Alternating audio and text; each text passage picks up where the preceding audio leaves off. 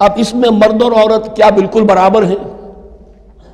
اس سے بڑی حماقت کوئی نہیں، اس لیے کہ کسی بھی ادارے کے دو برابر کے سربراہ نہیں ہو سکتے۔ اتنی موٹی بات ہے کہ اگر آپ کسی ایک محکمے کے دو ڈائریکٹر بنا دیں، بات غلط ہو جائے گی، خراب ہو جائے گی۔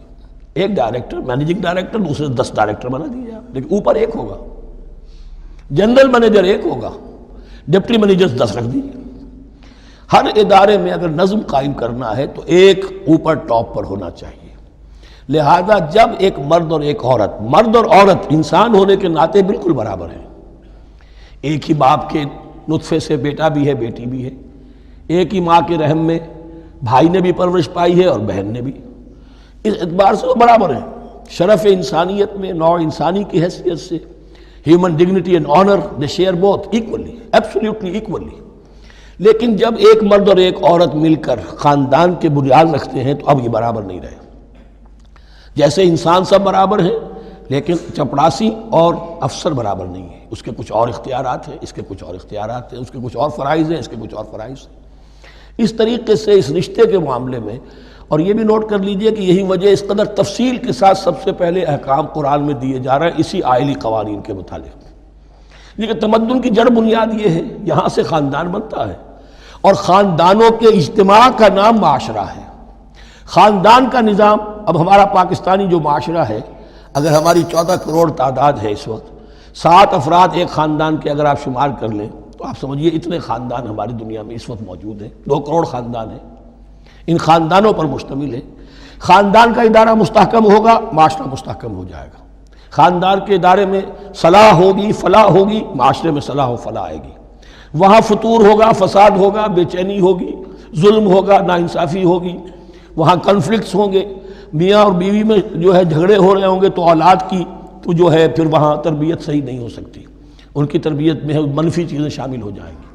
تو یہ ساری چیزیں جس کی وجہ سے بڑی تفصیل سے قرآن مجید میں احکام دیے گئے ہیں آئلی قوانین۔ ان میں جہاں تک یہ معاملات ہے، طلاق کا معاملہ ہے، اس میں برابر نہیں ہے۔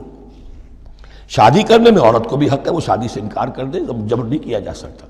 ایک مرتبہ وہ نکاح میں آ گئی ہے تو اب شوہر کا پلڑا بھاری ہے، شوہر اسے طلاق دے سکتا ہے، اگر ظلم کے ساتھ دے گا اللہ کے ہاں جواب دہی کرے گا اور پکڑ ہو جائے گی، لیکن اختیار ہے۔ وہ خود طلاق نہیں دے سکتی، البتہ طلاق حاصل کر سکتی ہے، خلا جسے ہم کہتے ہیں، وہ عدالت کے ذریعے سے، بڑوں کے ذریعے سے، رشتہ داروں کے ذریعے سے خلا کرے، لیکن طلاق دینے کا حق اس کو برابر نہیں ہے مرد کی طرح۔ اسی طرح اگر ایک طلاق دی تھی مرد نے اور اب یہ عدت پوری نہیں ہوئی ہے، وَبَعُولَتُهُنَّ أَحَقُّ بِرَدِّهِنَّ، اب وہ کہے تو نے طلاق دے دیا، میں تیرے گھر میں بسنے کو تیار نہیں ہوں، نہیں، اختیار مرد کا ہے، عدت کے اندر 3 مہینے کے اندر وہ اس کو واپس لے سکتا ہے، اس کو طلاق رجعی کہتے ہیں۔ یہ تمام چیزیں ایسی ہیں کہ بہرحال خواتین کو اچھی نہیں لگتی۔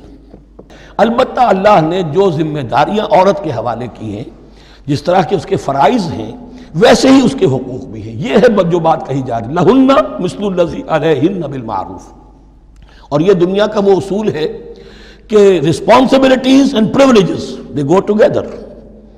کہیں آپ کا اگر ذمہ داری زیادہ تو حقوق اور اختیارات بھی زیادہ ہوں گے، ذمہ داری بہت ڈال دی، حقوق و اختیارات اتنے ہیں نہیں، آپ ذمہ داری ادا نہیں کر سکتے۔ جہاں ذمہ داری کم ہوگی وہاں حقوق و اختیارات بھی کم ہوں گے، یہ دونوں چیزیں پروپورشنیٹ چلتی ہیں۔